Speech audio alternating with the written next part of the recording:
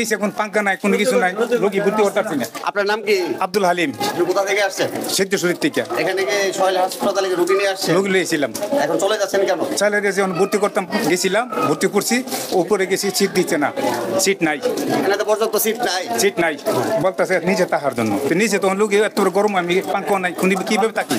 আপনার রোগীর কি সমস্যা? সমস্যা কোমরে ফুরে গেছিল, কখনো ব্যথা, অন্য ডাক্তার দেখাইছি, আশা করছি, আলট্রাসাউন্ড করছি, কাজ হয়েছে না, মনে হচ্ছিল ডাক্তার ধারা বলছিল যে ভর্তি থাকলে একটু এখন রোগী নিয়ে আপনি কোথায় যাবেন? জি সহ ধরে যাইতে প্রাইভেট চিকিৎসা করুন, কি করুন, কোনো করার নাই। এই সরকারি ডাক্তার হসপিটালের উদ্দেশ্য ছিল যে আমরা একটু উপকার পাবো, আমরা পাবলিক অস্ত লাগে বেশি, অন্য গেলে পরীক্ষা টরীক্ষা অনেক কিছু দেয়, ওই কারণে আইছিলাম।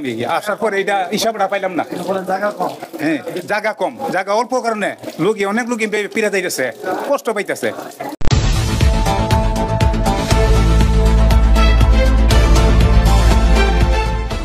পূবের আলো, সত্য প্রকাশে দুর্বার সাহস।